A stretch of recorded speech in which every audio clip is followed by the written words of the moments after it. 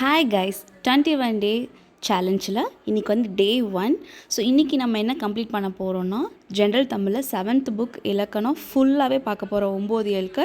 Plus நமக்கு time இருந்துச்சுன்னா நம்ம சிலபஸில் இருக்கக்கூடிய இலக்கிய வகைகளும் கொஞ்சம் கம்ப்ளீட் பண்ணிடலாம். அப்போ வந்து ஃபுல்லாகவே நமக்கு முடிஞ்சிடும். அப்புறம் ஆப்டிடியூடில் வந்து சிம்பிள் இன்ட்ரெஸ்ட்டு என்னென்ன வந்துட்டு டைப்ஸ் இருக்கோ எல்லாமே கம்ப்ளீட் பண்ணலாம். பாலிட்டியில் 6 to 8 ஃபுல்லாகவே முடிச்சிடலாம்.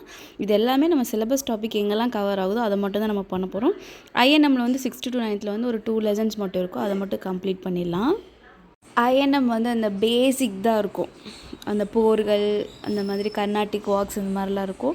ஸோ அதெல்லாம் நம்ம போயிட்டு அந்த இயர் அது என்னென்ன அந்த உடன்படிக்கை நடந்தது அதெல்லாம் கொஞ்சம் அப்படி பார்த்து வச்சிட்டோம்னா அதுலேருந்து கொஷின்ஸ் வந்து கேட்டாலும் நம்ம வந்து டிக் பண்ணுற மாதிரி இருக்கும்.